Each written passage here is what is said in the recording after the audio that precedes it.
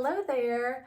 My name is Alicia, aka Edmiston Creations, and I am a wife, mom, social worker, and athlete living in the mountains of South Central New Mexico. And this is a space where I like to share the things that I've been up to, including knitting and sewing projects. I'm also a licensed clinical social worker, so I enjoy sharing general mental health and wellness tips within my videos from time to time. So if any of that sounds of interest to you, please take a moment to subscribe to my channel so you don't miss out on any future content. Hi. Hi. It feels good to be back and recording again. And I am recording in my home again. Back on June 17th, the Southfork and Salt wildfires broke out here in Ruidoso, New Mexico, and my family and I have been displaced since then. I did do a video talking about more specifics about the fire and our displacement a few episodes ago. It was with my the episode where I spoke about the framed sweater. So if you do want to see that, then you can look back in the archives of my channel and find that episode. But we are home. Our home was saved, and it was a long road to get back home, but we moved back in right before Halloween, and I have been just fully present in life as it has come. My daughter had her 6th birthday. My son is doing really well in preschool, and so we've had parent-teacher conferences and all the Halloween fun and activities, and we've really been adjusting to being back home and feeling cozy and safe in our home again with a very changed landscape from the aftermath of the wildfires. And so I have not made time to record in a while, but I just felt it was really important to make the time this week and get an episode out, especially as the holidays are approaching. And last year, I posted a video with holiday slowdown tips. I will link that episode below. I believe it's episode 2. So, and those tips are still pertinent and relevant. In today's episode, I am going to share holiday slowdown tips for this year. And there is slight overlap, but not a ton. So, you are welcome to watch last year's episode as well as this year's, but you can just watch today's and, take away what you will. You don't necessarily have to look at both in order to take away something that maybe will help support you this holiday season in slowing down or doing what really matters to you, if that's important to you. So before we dive into the holiday slowdown tips that I have been mulling over the past few days that I'd like to share, let's talk about some baking. I do want to talk just a little bit about the things that I have on my agenda as far as making goes. But I have a ton of things that I really want to knit and sew per usual. So in the interest of not overwhelming anyone, we will just dive into a few. So let's start with what I'm wearing. I am wearing the Highline Henley by Tori Knits NYC. That's her handle on Instagram. Her name is Tori Yu. She just recently came out with another Henley called the Courage Henley, and I cannot wait to make that sweater. I actually have yarn set aside that I want to use for it. I'm going to use some beautiful Trine by Spin Cycle. I snagged this during the Labor Day sale that they had, and I wasn't sure what I was going to make with it at first. I got a sweaters quantity just because sales don't happen often with Spin Cycle, and I love Trine, and it's just a great base. This is Trine 41. I love it. It's such a fun, happy color. And I thought, well, maybe I'll make a weekender, you know, I don't know. But I knew I wanted to make a sweater. And then Tori answered the call here with the Courage Henley. So this is going to become a Courage Henley sweater. Probably in the new year. This will probably be my cast on for the new year, or New Year's Day. I really liked the meaning behind the Courage Henley. I mean, Tori shared that the pattern was really meaningful to her because it was a reminder to like follow her heart and, you know, be true to herself, and that takes courage. And so I love that meaning behind it, but it's also a very adorable Henley sweater. So this is the Highline Henley. I test knit this for her about a year ago, actually. It released in December of last year. I used Jill Draper Kingston DK. I do not remember the names of the colors. It's a blue and a gold. I do have detailed notes for this since it was a test knit on my Ravelry project page. So that is linked in the notes below, so you can check out all the details on this sweater if you are inclined there. So that's what I'm wearing. And right now, honestly, I am wrapping up a final test knit for the year. It is for Andrea Mowry. I'm closing in on the finish line for that one. I'm really hoping to be finished with it early next week before Thanksgiving. And I'm on track to do that. And then I will be test knit free for the foreseeable future. And I'm very excited about that. But I can't share anything about that project until it is time for release day. So once I wrap that up, and kind of as I've been going here in my handy dandy redesigned project bag, I got this from the Farmer's Daughter Fibers. Candace shared about it on Instagram, and I love the design. This box design is actually really cool. It opens up flat like this, and it sits nice and clean, you know, on the surface where you're knitting, crocheting, journaling, and it's a really thoughtfully designed bag. It is a Danish brand. I will link to this bag. This is the Project 10 bag, also in the show notes. But I love it because the size and the design, it holds a lot. I keep my bullet journal in here, as well as I have 2 projects right now. These are going to be 2 primary projects as the year closes out for me. The first one is my DRK, Drea Renee Knits, Metamorphic Christmas sweater.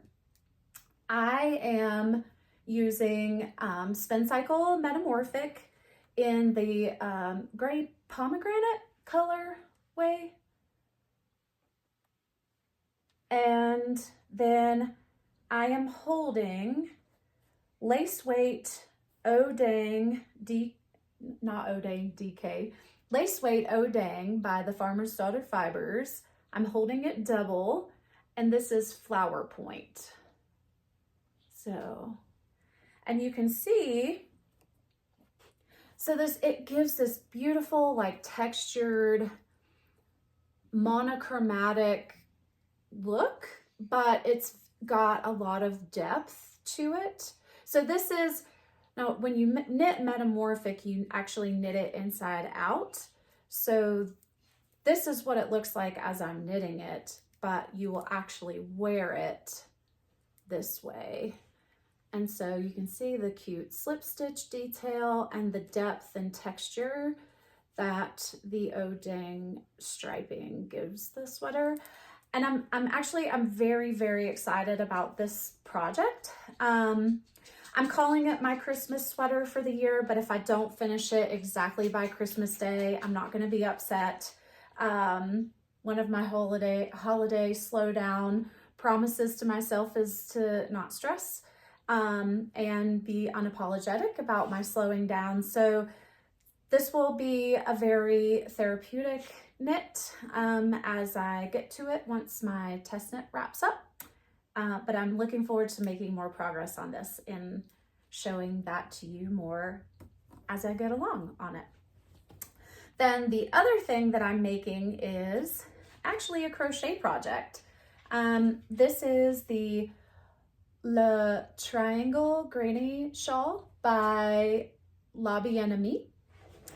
And I am using La Bien-Aimée yarn, a combination of Alix, Felix, and Helix yarns. So this is the last color that I used, and I'm holding it double and using the recommended hook for the pattern, a 3.5 millimeter.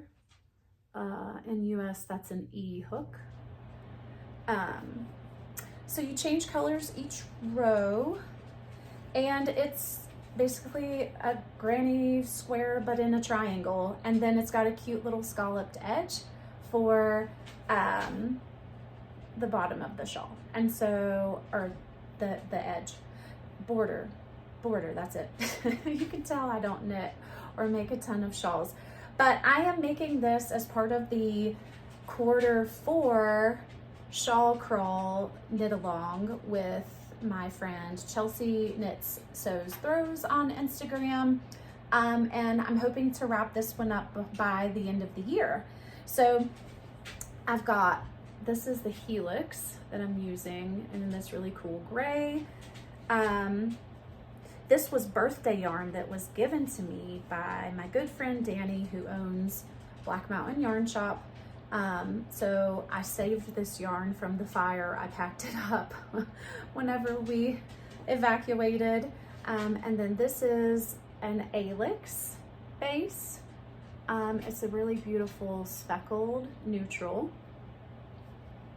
And I don't have the yarn specific names to these, my apologies. The labels are upstairs. So this is also an Alix base. Alix has alpaca. So this is a really fun berry color that I picked out this summer whenever I was evacuated with my sister-in-law. And she was really happy that I picked a bright, fun color because I typically pick stuff like this. And then this one is the Felix base, and it is the Lysanthus, the colorway, Black Mountain Yarn Shop's exclusive color by La Bien-Aimée. It's a really beautiful purple. So I love it. And I love how they're like, I'm not doing a specific pattern. I'm just kind of like, yeah, I'll do this one, you know, whatever. So I'm having fun with that. I'm kind of like every morning, you know, crocheting a row after I do my gratitude. That's kind of what I've been doing. So, and this bag actually is really great for that project because you can see like it holds all 4 balls of the yarn or cakes really nicely. So there you go. Those are my kind of two big projects that I have as the year comes to a close. And since I am on track to finish up my test knit before Thanksgiving, I wasn't sure if I was going to be able to or not, but I am going to do the annual sock knitting challenge with Andrea, Mowry, and community. So this year the pattern is the Oxbow socks, and I loved the pattern from the minute I saw it. I love that stitch pattern that Andrea uses in the Oxbow cardigan and also the Gille sweaters. It's a really simple stitch pattern. So I am using Les Garçons fingering weight yarn from Black Mountain Yarn Shop. I am using, this is Moria's Black Rose. Yeah, Moria's Black Rose. This is going to be my main color. It's a really beautiful onyx black. And then this is my accent color for my heel, and the little like cast on edge and toe is going to be Chris's pine green. So my colors are actually inspired by the burn scar that we're surrounded by, and when I do trail runs now in Cedar Creek Forest from my house, there's just tons of black and green together, and as sad as it is, it's also really beautiful in its own way. And so yeah, that's the inspiration of my color choices. So it's a it's going to be a very healing knit for me next week. So I'm very excited about making these. And I did make a donation to Sisters United. The Thanksgiving challenge, like purchases of the Thanksgiving sock knitting challenge, the purchases of the pattern for the Oxbow socks, and percentages of yarn purchases of Bear Paw sock from the Farmer's Daughter Fibers all go to help Sisters United. It's a great fundraiser for that organization. And Candace started this organization as a nonprofit to support Indigenous communities in her area, and I really believe wholeheartedly in the work that Candace is doing to support awareness and education about Indigenous populations and like what we can do to help. So since I wanted to use the Les Garçons yarn, I decided to make a donation on top of my pattern that I bought. So anyway, I think this is going to be a fun little pair of socks. So I can't wait. It's going to be fun. So let's see. I haven't talked really any about sewing because I have a million ideas for sewing, and I've been clicking off like 1 to 2 sewing projects a week. I've kind of gotten in a good flow of sewing during the day and like knitting to bookend my days in the mornings and the evenings. So my next sewing project, I haven't ironed this fabric yet. It's just out of the dryer. But I am going to be ironing this today and cutting out some ruffle lane pants I'm going to do the ruffle hack, but the lane pants are by Sydney Graham. And I wore my ruffle hacked lane pants yesterday that I've already made. And I love them so much that I decided, hey, I want a flannel pair for the winter, and I've wanted to make a gingham pair. So this kind of was like flannel and gingham together. Here we go. This fabric is from Oster Santa Fe. And so, yeah, I can't wait to sew these. And if I have enough fabric left over, I'm going to make a matching Joni top with my pants. So hopefully I have enough. So there we go. That's all the making. So if that's what you're here for, then, I am going to transition now to talking about slowdown tips for the holidays as we approach the end of the year. But obviously these tips that I'm about to share, you really could apply to any time. It doesn't just have to be for these last few weeks of the year. So to start, my very first tip is we're going to start with values. I I'm an acceptance and commitment therapy therapist, and values are a huge point of orientation for me in my practice and also in my life. So it is quite appropriate. We are going to start with values for our holiday slowdown tips. It's important to know why it matters to you to slow down these last few weeks of the year. And so taking the time to really answer that question over the course of a few days, maybe even a full week. Get specific. I mean, whenever I say, why is it important to you to slow down for the rest of the year? Not just this general answer of, well, because I want to. Well, because I'm stressed. Well, because it's typically busy and I tend to just go crazy because I'm pulled in 5,000 directions. Those are all very general answers, and they're a great place to start.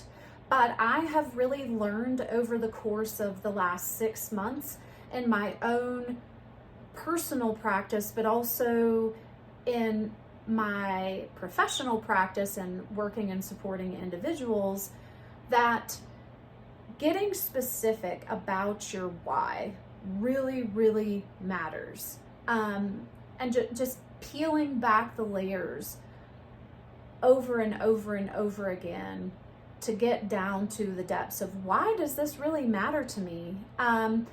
It helps you to be very clear about why you're going to put into place the practices you're going to over the next few weeks, or hopefully carry over into the new year. And, you know, sometimes it's hard to start doing or to make a change, you know, just in general, it's hard to make a change. And so it's really helpful whenever we face a challenge or something difficult to know clearly and specifically why I am doing that said thing. So, getting specific is really, really, really important. I think I've said that, made it clear.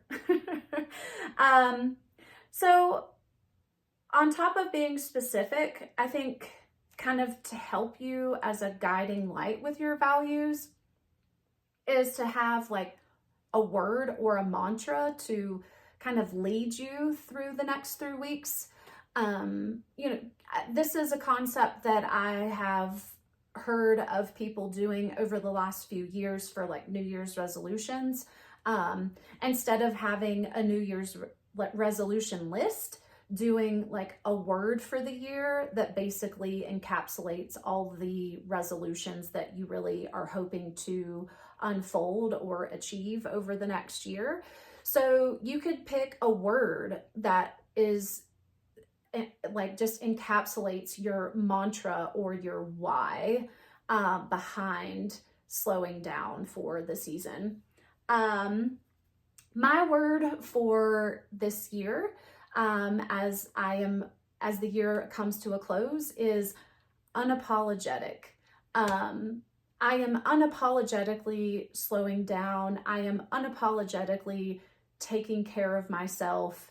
And, you know, I mean, I think the main reason why unapologetic comes to mind is the tendency to feel guilt for doing those things, to make those choices, the guilt for having the privilege to be able to do those things, because it is a privileged place to be. I mean, you have to acknowledge the inherent privilege there is in being able to take care of yourself and slow down in this day and age. So, you know, that can be kind of a double-edged sword sometimes. And so just unapologetic came to my mind a couple of weeks ago, and for whatever reason, that's just really rung true for me. And giving myself that space and that permission has really, you know, freed me of the self-induced stress that I can put on myself to meet all of these expectations or specific responsibilities that maybe I didn't necessarily choose to do as a priority for myself. So that kind of leads me into the next tip, which is if you're feeling overwhelmed approaching the holiday season, I recommend doing a brain dump. So in bullet journaling, a brain dump is literally flipping to a blank page in your journal, where, just the very next blank page that is available to you, and writing brain dump at the top, and then just writing whatever comes to mind. It could be in paragraph form, it could be in a list format, it could be in a bulleted, jotted format, like it could be done in a flow chart or in a word web, however, it works for you. But basically the point of a brain dump is just basically a free form way to get out whatever is on your mind down onto paper. And so what you can do after you do a brain dump is look at that overwhelm and then go back and find the points of inflection of, where am I personally creating stress here?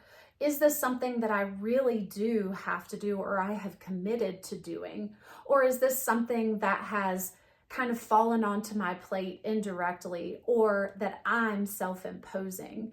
Another way to go about it is to look at, what do I absolutely need to do over the next week? Or what do I absolutely need to do today? And what do I absolutely need to commit to or want to commit to from now until the end of the year?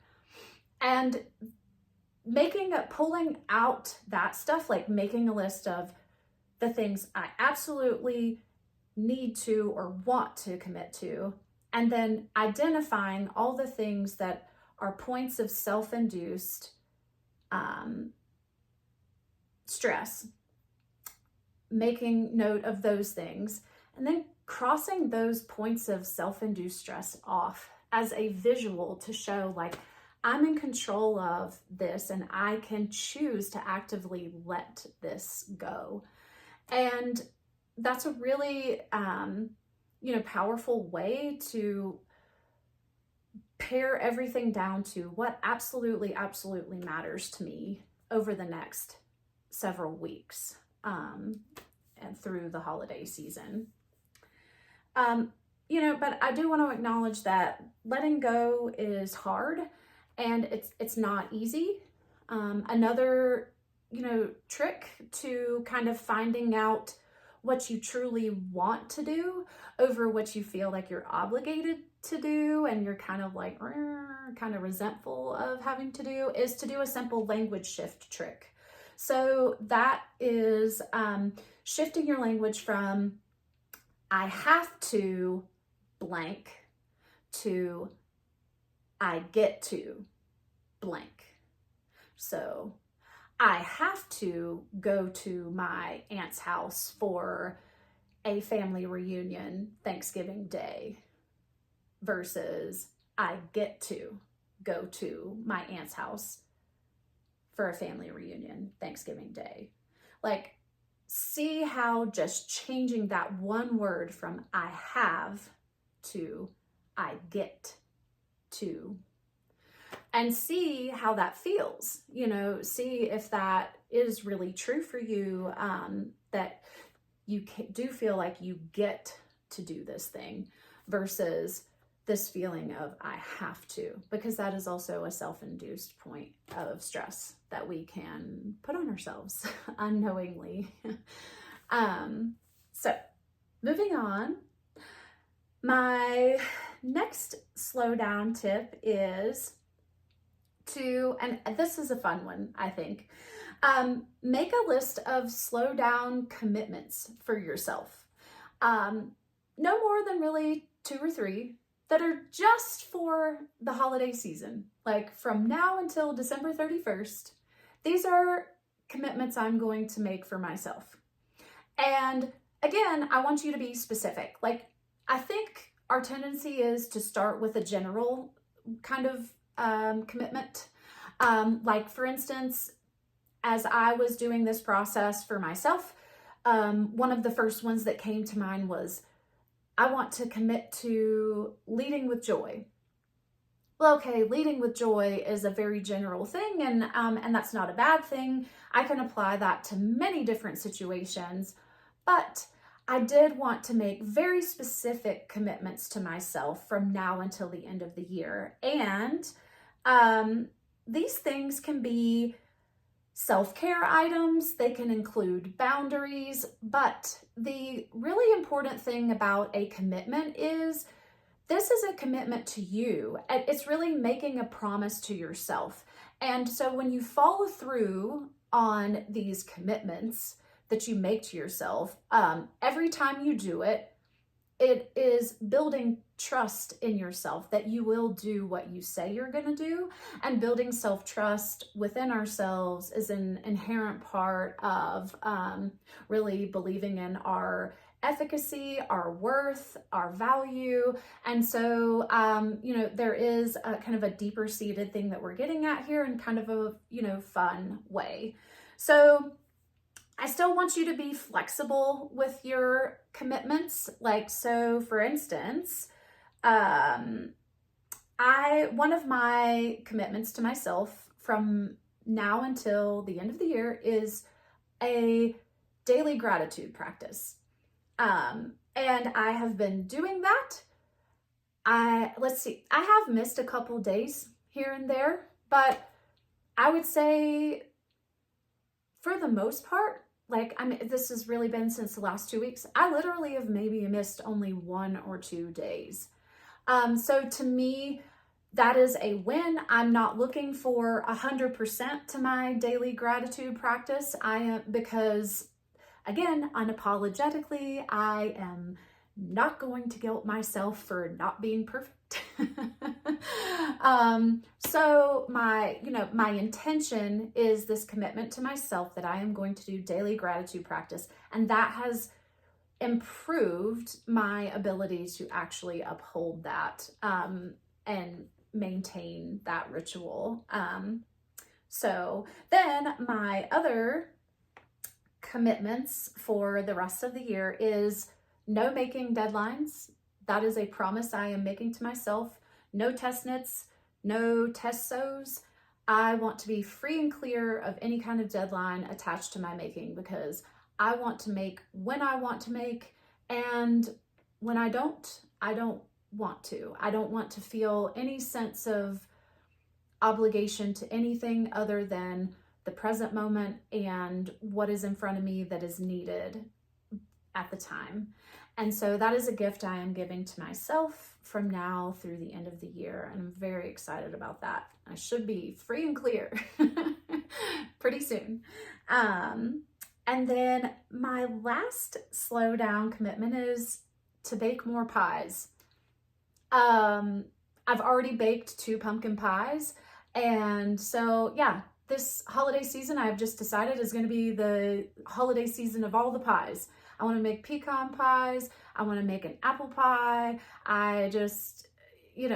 And multiples of these. I don't really care. There's no rules, except for the rules that I make. So have fun with the commitments you make to yourself, but also remember, you're not going for 100% perfection with these commitments, because you want to build trust with yourself and be able to get back on the wagon and show up again for yourself, per se, if you miss like one day, if you're doing a daily practice sort of thing. So the next the next tip for holiday slowdown is boundaries. And this is one of the ones that I had for last year, but I felt it was worth just generally repeating. it's really important to be clear, just like you need to be clear about your why, you need to be clear about what do you want this holiday season to look like? What are you okay with? What are you not okay with? And remember, with boundaries, the 3 steps to setting a boundary is to be clear and concise, do not be wordy, and use straightforward words to convey your boundary. And this can be conveying a boundary to yourself too. You don't have to explain your boundaries, number 2. And no is a full sentence. You can just simply say no. Then the 3rd step in setting boundaries is to deal with any kind of internal response that you may have as a result of setting that boundary, either with yourself or with a family member or a friend. You may feel anxious, you may feel angry, you may feel sad, you may feel guilty, you may have a bunch of racing thoughts, you may have really intense body sensations, a racing heart, tightness in your chest, pit in your stomach. These kinds of things can all come up as a result of simply using your voice and speaking your truth in a boundary. It is your responsibility to take care of yourself in response to whatever may come up for you internally. You are not responsible for responding to how the other individual reacts to your boundary.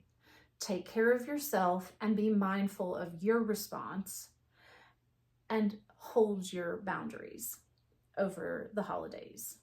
That is a very integral part of being able to slow down in general. And so, yeah, not just during the holidays. I feel like I could talk about boundaries forever. But I won't. If you do have more questions about boundaries or anything like that, then please drop a question. And that goes for any of these tips. Drop a question or a comment on this video, and I will get back to you. You can also send me a direct message on Instagram. All the ways to get in touch with me are linked in the show notes. So lastly, I was asked on Instagram, like as I was mentioning, kind of developing the idea for this episode, or ideas, I suppose. I was asked about creating a gratitude practice for yourself. So I really thought that this would be a valuable thing to spend a little bit of time talking about how you can create your own gratitude practice. It can look a bunch of different ways. Basically, again, no rules except for the rules you make. I do think, if we look to following atomic habits and building a healthy habit, one of the laws of building a healthy habit is to make it easy. So, if you've never done a gratitude practice before, considering a guided gratitude practice may be a great place to start. I will list these out in the show notes below so you can reference them, but I personally use the daily gratitude practice on the Ritual app by Alex L. I love her work on gratitude and healing ourselves through writing. And her practice, I really like her gratitude practices specifically because she connects to the body through breathing. So it brings in a somatic response. The practices are short in duration, typically less than 10 minutes. Most of the time they're around 5-ish minutes long. And she has a very soothing voice. So I really enjoy her practices. Now, the Ritual app is a paid for app, and there's other practices and things on there. There's a great series on values and why values matter by Steve Kerr. But you can use the Ritual app, like do a free trial to see if you like it first before you commit to paying the fee to be able to use the app. Other places that have, guided gratitude practices are like the Calm or Headspace app.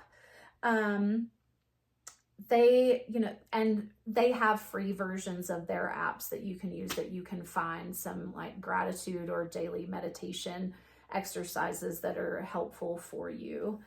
But that would be a really great place to start. Also, starting a gratitude practice, I would say consider journaling. I love bullet journaling. This is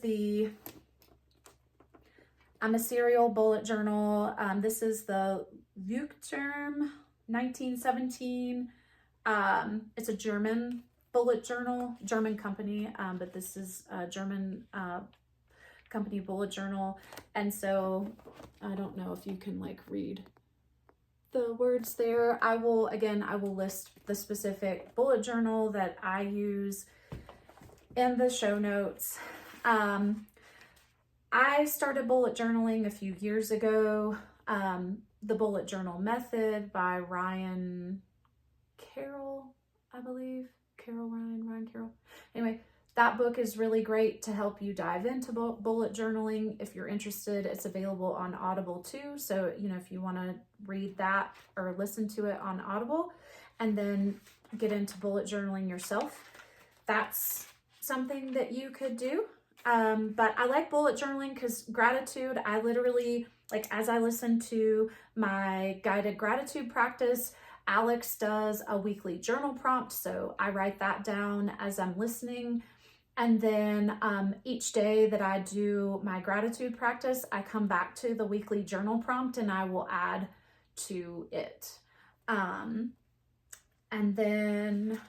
But I could also, if I didn't want to do a specific guided gratitude practice, like every day that I'm kind of checking in with myself or getting started, because I use my bullet journal as a planner too. So this is literally my planner for work. Like I use it for scheduling clients, scheduling my personal life, managing the family, planning Christmas gifts, planning trips, knitting and making plans, adjustments to sewing patterns. Literally everything is in this one place, so it's easy for me to find. But so daily, if I wanted to just do daily gratitude, I could literally just open up to a blank page or to a blank space and write down like, I am grateful for ... one, two, three things every day. So you can do something simple like that. The 5-minute journal is an excellent choice if you don't want to do bullet journaling. So the 5-minute journal, and again, I will have this in the show notes. The 5-minute journal is a blank journal that has daily pages. It starts with like a nice quote, and then you have like you do either things you're grateful for, you have affirmations that you do, I think it's maybe gratitude or intentions for the day, and then your affirmations, and then at the end of the day, you do a 5-minute journal, kind of like what went well, what was good about the day, things like that. So it was developed by mental health professionals to help prime your mind to, shift away from the negativity bias that we naturally have to finding points of gratitude and, which has scientifically been linked to joy. And we experience more joy in life whenever we're able to find and discover pockets of gratitude throughout our day. So the 5-minute journal is a really great, structured practice. And it is intended to literally be 5 minutes in the morning as you start your day and 5 minutes at the end of the day. I did that. I did 5-minute journaling for about 1.5 years before I switched to bullet journaling. So either of those would be great things to try out to get going in your own gratitude practice. And also you could do, if you don't like the idea of an app or like kind of doing a meditative sort of like guided practice, you could do consider card decks. Like I clearly am a big fan of cards. So these 3 decks that I'm about to share with you have quite, kind of different purposes and ways you can fold them into a gratitude practice. These are affirmation cards by Alex Elle. I mean, I told you before, I really love her. There's over 50 practices for peace within. It is how we heal through self-love, joy, and manifestation. And so you open up the box, and I really love these. These are so great to use to ground yourself at any time, but they have different categories like personal power, boundaries, letting go, healing, self-trust, self-love. And you can kind of just pull one card. You can pull many cards. Whenever I use the affirmation cards, I usually pull 3 cards for a week or so, and I will keep those cards so say I'm just going to randomly pull here. So I am deciding I'll pick the category kind of based on how I'm feeling, like an internal check-in. So I picked a personal power. I can choose to do things differently. So it'll have the actual affirmation on this side, and then on the back is a manifestation practice. So this goes deeper, and I will read this one. I'm not going to read all 3, but sometimes we lose agency because we think we don't have a choice in a matter. We just follow the same course we always have. Spend some time thinking about the choices that you make each day out of habit. What would it look like to choose differently? Start by making a small intentional choice today. Maybe it's shifting your morning routine, changing the tone of a conversation, or saying no to something. See how it feels to actively choose. It takes practice to do things differently. So you can see that this isn't like straightforward gratitude, but it is a way for you to kind of tap into that and like kind of shift things internally in a direction that you're intending and valuing at the time. So what I would do is I would pull out like 3 cards, and then, for the week, and then I'll keep these like tucked in my bullet journal, like a bookmark. So affirmation cards by Alex Elle, 12 out of 10, highly recommend. Those are very straightforward. Then I'm also very into tarot and oracle decks. So this is the Gentle Tarot. This is the guidebook. I got this at Flock Fiber Festival from Candace at the Farmer's Daughter Fibers booth. And the tarot deck is, I'm not going to pull out the whole thing because it's like hard to get the cards back into the bag, but the cards are beautifully illustrated. And so you can use the guidebook and pull tarot cards and then kind of journal about your tarot reading, and what maybe, intentions you want to set or gratitude you find in your tarot reading. Another option is I really love oracle decks. Oracle decks are kind of like a stepping stone into tarot, and they can also, like this guidebook for the oracle deck this is the Woodland Wardens by Jessica Rue. She has instructions for pulling tarot along with your oracle deck, and just to kind of deepen your reading.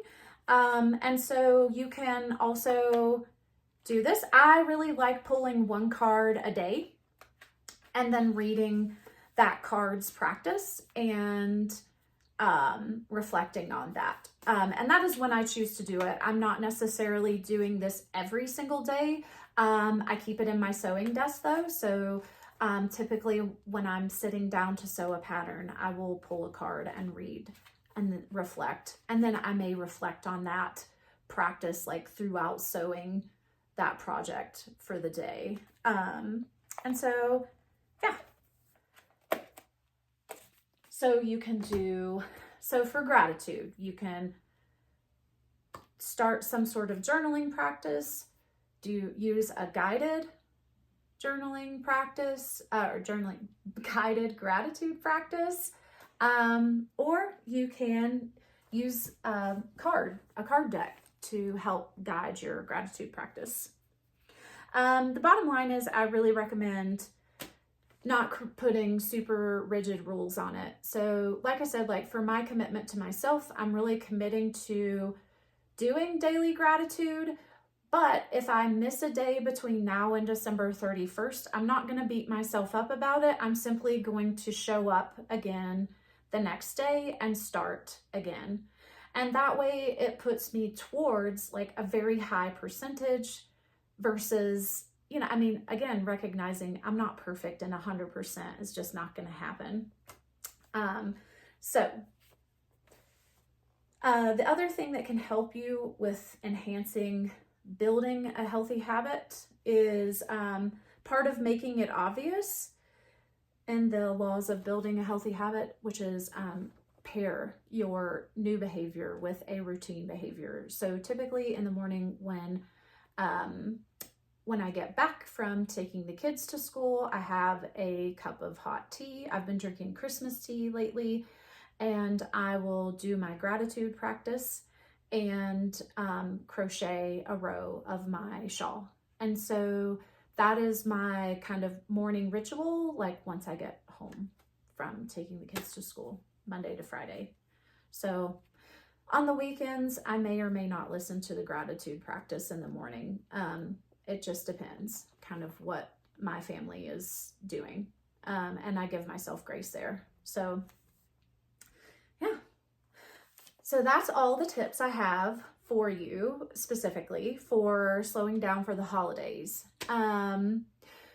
Remember that self-care is really important. And I think over the last, decade or so, self-care has really gained traction and is a more popular idea and concept now more than ever.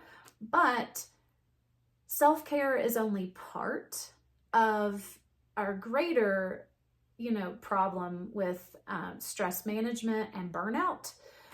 The Nagoski sisters actually have a book on the stress cycle and the stress response cycle and burnout. And in their research, they have found that to truly address burnout, it is community care that is the answer. And so really what that means is building a support system and having a network of people in your life that not only you step in and help out and take care of them, but they step in and help out and take care of you. So in order to have a healthy community care system, it starts with ourselves. And so self-care is an essential ingredient to being able to take care of yourself, to slow down, but to truly address long-term feelings of overwhelm and burnout, that is working towards a community care concept. And so since it involves other people, we're not in control of other people's behavior, but we can lead by example. And, this holiday season, it's really important to check in with our neighbors, check in with our friends, our family members, and just say, hey, how are you doing? Are you okay? Do you need anything? Do you need any help? And asking specifically, what kind of help or support do they want or need, instead of assuming that, oh, this will be helpful for my mom, or this will be helpful for my friend. Asking them, hey, since it's a busy time, what's something that I could do to help you in this period. Take something off your plate. And it feels good to really be in this together and support one another. And I think if anything that I have learned through the course of 2024 is natural disasters are a major way to show how community care matters. And it's really a heartwarming and comforting thing. Like after the Southfork and Salt fires, how our community came together and people pulled resources and donated items and supported one another, like, you know, emotionally and with goods and all of that. Like, it was incredible. But also after Hurricane Helene happened back in my hometown area of North Carolina, and how that wiped out, I mean, not just North Carolina, places in Georgia, in Florida, in Tennessee. I mean, in such a purple area politically, like all of a sudden that stuff didn't matter, you know? People were helping one another, resources were redistributed, and it was our humanness that we put first. And I think just being a community is so important, more so now than ever, that we don't need to lose sight of taking care of ourselves so we can show up for our community and be a part of our community. We have like our little personal network of community people, but we also have our actual community that we live in and that we're a part of. And so let's show up for each other this holiday season and give ourselves the gift of kindness and compassion, because it starts with self-care, but then as we give ourselves that gift, it lights our fire to be able to spread kindness and compassion to others. And that's the community care that we need to help really fight this feeling of stress and overwhelm that is just rampant right now. So those are my kind of takeaways and things that I've been mulling over the last few weeks about slowing down, the end of the year approaching, and just really truly what matters to me in life. And so I hope that, you know, with the things that I've shared, you find some of it helpful, maybe one thing helpful, maybe all of it's helpful. But I would love to hear your thoughts and reactions to things that I've shared in today's episode. I'd also love to hear what you're making. That's fun. So let me know what's on your needles or your crochet hooks or your sewing machine. I'd love to hear. And until next time, happy mindful making.